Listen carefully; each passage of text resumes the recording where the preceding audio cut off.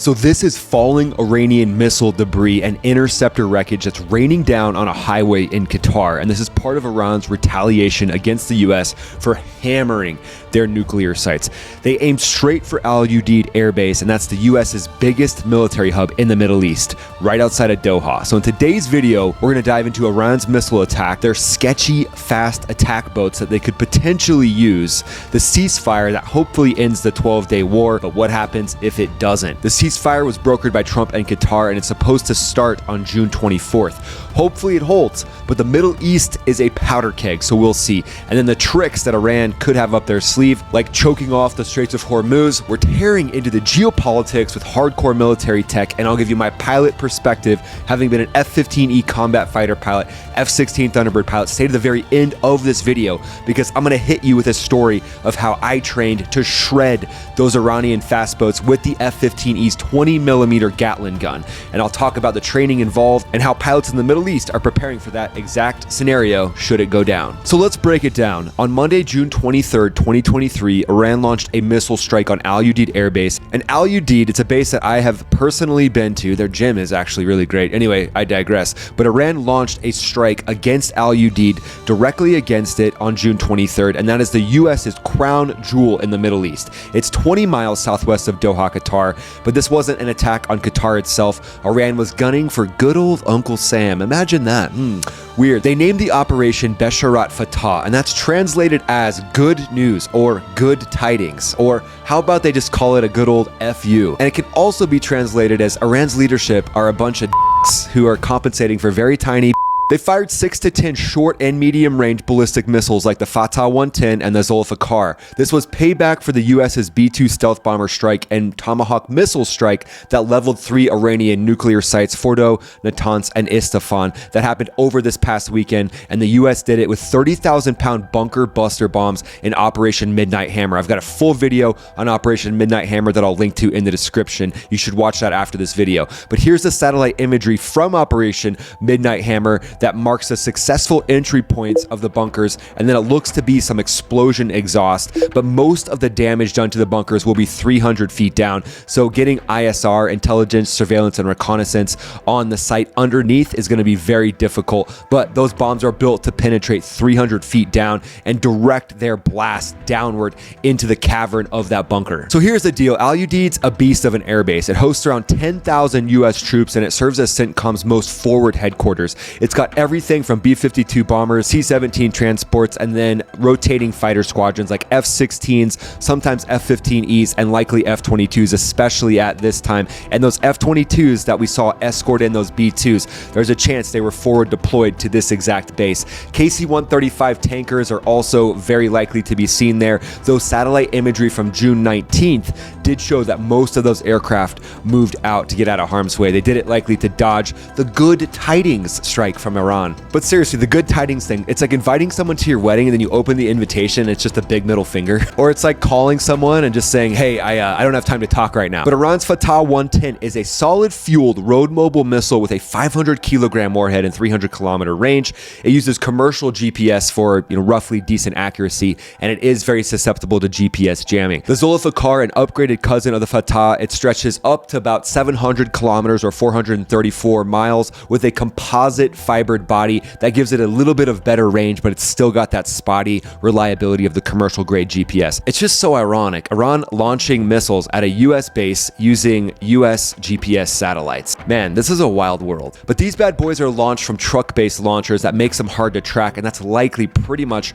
all that's left in Iran right now are mainly truck-based mobile SAMs. But back to the missile strike from Iran. Qatari and US Patriot systems went full beast mode. They fired PAC-3 interceptors to knock every single missile out of the sky. The PAC-3 itself, it uses a hit-to-kill technology with a radar seeker, and it has a high explosive warhead. It's guided by ground-based A and MPQ-65 radars to smack missiles at Mach 5. And if that doesn't get you excited, I can't help you. Missile debris from the attack rained down on highways across Qatar. It freaked out drivers, but there were no major casualties reported and no major damage. And major news outlets are like, hey, this was no big deal. It's no big deal. It's just burning liquid rocket fuel and shredded metal. Get over it. If you're driving across this stuff, like I hope you have four-wheel drive. And secondly, just hit that little AC recycle button thingy. What is that thing even called? I don't even know what it's called, but it's genius for this scenario. Al Udeid base stood strong with none of these missiles actually striking it, and Qatar's Ministry of Defense and CENTCOM confirmed the attack got smoked. And Iran's Supreme National Security Council said they matched the missile count to the US's bombs dropped on its bunkers,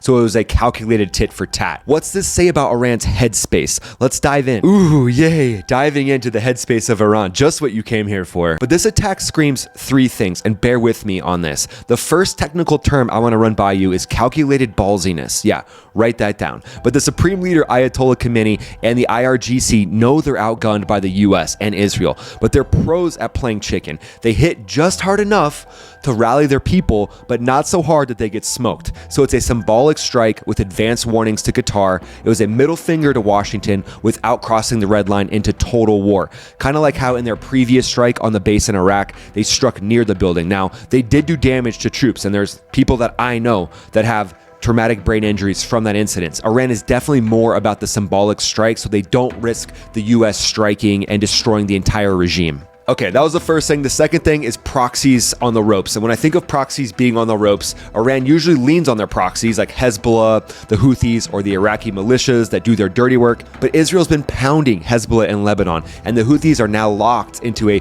US brokered ceasefire. We'll see if that holds. But Iran had to step up themselves this time, and even their proxy network is kind of like, oh, really?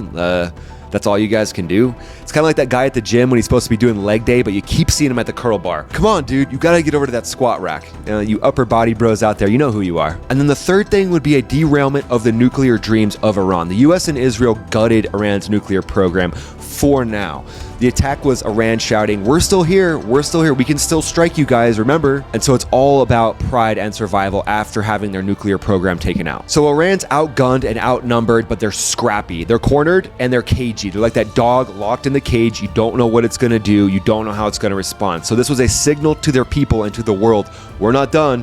And then President Trump on X did call it a weak response. He mentioned 0 US casualties and he said, thanks for the heads up, guys. But with Israel's jets still hitting Tehran, even on June 23rd, the ceasefire that hopefully ends the 12-day war on June 24th, it's definitely a tightrope. So let's talk about what Iran might do next. So if for some reason, eventually down the road, this ceasefire collapses, Iran's got a nasty playbook to hit the US and Israel. Here's the escalation ladder. So the first thing they could do are more missile barrages on US bases. So Iran's got hundreds of ballistic missiles left, even after Israel strikes. So they could hammer bases like Al-Assad in Iraq or Bahrain's naval support activity base. In 2020, after we took out General Qasem Soleimani, Iran fired 16 missiles at Al-Assad, and that injured a lot of people, like I mentioned before. So you could expect bigger salvos of those missiles if the gloves come off. And Iran's missiles aren't great, but they still pack a punch. They're kind of like that wild spring break weekend plan, so they're locked, they're loaded, they're a little bit sketchy, but they're definitely thorough enough to make a big bang, if you know what I mean.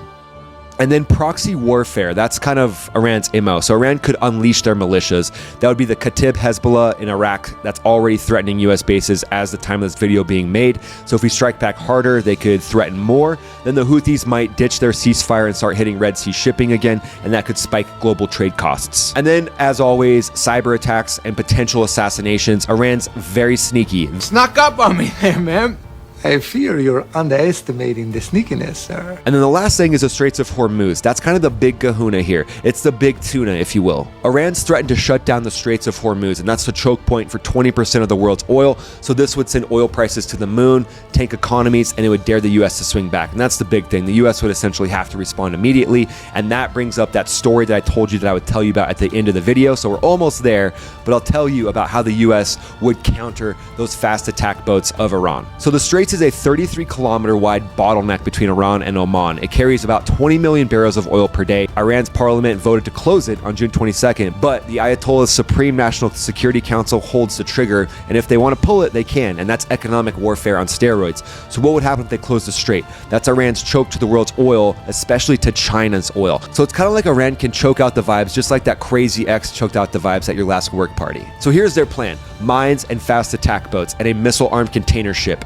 The mines, those mines are silent killers, and Iran's got thousands of naval mines, from old school contact mines to high-tech Chinese EM-52s that launch rockets from the seabed as they sniff a ship going by. It's wild technology. They deploy these with their Ghadir-class midget submarines. These 29-meter stealth subs carry 2 torpedoes or mines, and they slink along the strait's shallow seabed. So Iran's got over 20 of them, and the strength of these things, I would say, is that they're just kind of wily. They've got multiple of them, so it's not like one massive nuclear sub. They've got 20 of these things, like a little roving motorcycle gang or a little gang of chihuahuas that just are biting at your heels. And then civilian vessels, so Iran could disguise mine laying as fishing or cargo runs. The Navy does have a task force in Bahrain called Task Force 56 that could take out these mines with drones and divers, but it's slow and dangerous, especially with Iranians' fast boats circling around them like sharks. Now, Iran's Navy loves those swarm tactics, so dozens of small fast boats would hit like a pack of rabid wolves. These fast boats move so quick, they're like that friend dodging the bill at dinner. Gone before you blink. Or I love it when they like casually slide the bill towards you like you won't notice. And if you don't have a friend that does that, be careful, maybe it's you. These fast boats are wilder than that crazy ex-girlfriend's bachelorette party in Vegas where she met that guy she told you not to worry about. Who, Brad? No, he's just a friend. So these boats dart from coastal hideouts, they blend with civilian traffic, and they strike like lightning. Iran's got a whole fleet of these beasts, each with a dirty job to do, so let's break them each down. The Boagamar class fast attack craft. The specs on this thing: it's about 13 meters long, goes about 50 knots, has a crew of 6. It's got a 107mm rocket launcher, multiple machine guns. The tactics of these things: it's a Swedish-designed boat, and they're the IRGC's street fighters, so they swarm in packs of 10 to 20. They fire unguided rockets to overwhelm radars and defenses, and they're cheap. That's probably the biggest thing, and expendable, and they dodge like roaches when the lights come on. They're sketchy to the max, so they'll pose as a fishing boat until they're close enough to unleash chaos. Next is the Tondar. It's a missile class boat. The specs on this thing: it's 21 meters long, it cruises at about 45 knots, and it's got a crew of 10. The weapons that it has are heavy hitters. They pack the Chinese C-802 that could sink a frigate. Next is the Siraj 1 fast attack craft. The specs on this thing: 16 meters, cruises at 55 knots, has a crew of 5. The weapons on this thing: 107mm rockets, 12.7mm machine guns, and optional torpedo tubes. Act now and we'll throw in the torpedo tubes. So the tactics for this thing: this is Iran's homebrew speedster. It's built for suicide runs. They're rigged to ram ships if their missiles fail. Next is the Zulfikar class fast attack craft. 17 meters long, cruises at 52 knots with a crew of 7. The weapons it has: the Nasser 1 or Noor anti-ship missiles. These are Iran's precision strikers. They team up with drones for targeting. They launch missiles from multiple angles to swamp defenses. Their wild card: they scatter into civilian traffic, making it a nightmare to hit them without collateral damage. So taking them out, well, there's lots of different options, but that's where air power comes in, like the F-15E or the F-18 Super Hornet. And we'll get to that story in a second. Last thing we'll cover with the ships is the missile container ships. That's Iran's sneaky ace in the hole. It's their wild card. It's a converted container ship like the MV Saviz or the Beshad. It's rigged with hidden missile launchers, so these aren't even close to regular cargo haulers. It's Iran's container ships, and they pack more heat than your crazy uncle's breath after a few beers. They're floating arsenals. They carry cruise missiles like the Quds 1 with an 800-kilometer range and 400-kilometer warhead, or anti-ship missiles. The IRGC disguises them as civilian vessels, blending them into Gulf traffic. They can launch from deck containers with pop-up style fittings, and they hit ships or land targets before anyone can clock them. In 2021, Israel hit the Saviz with a limpet mine in the Red Sea, suspecting it was running IRGC ops. These ships are mobile, sneaky, and a massive headache for the Navy. All right, you made it towards the end of the video. We still got a little bit to go, but I want to talk about smoking those wild, sketchy boats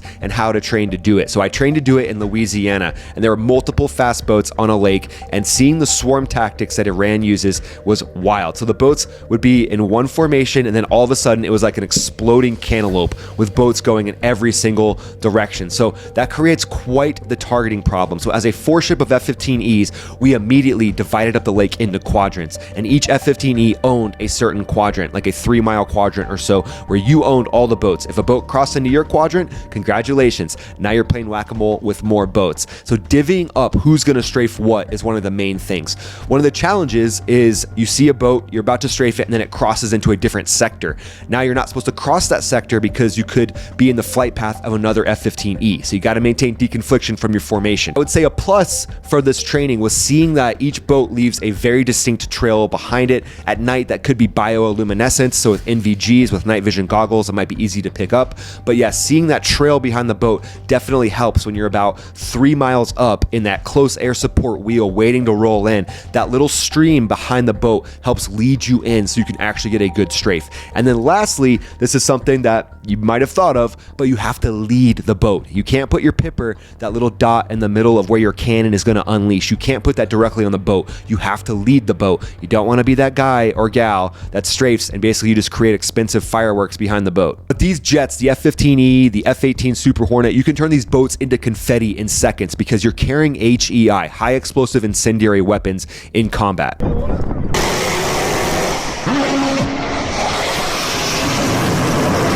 And that high explosive incendiary on the 20mm cannon, it's like little mini bombs that's built in. So a quick overview of that ceasefire. What's the deal with that thing? So it's supposed to end the 12-day war. And on June 23rd, 2025, Trump announced a complete and total ceasefire.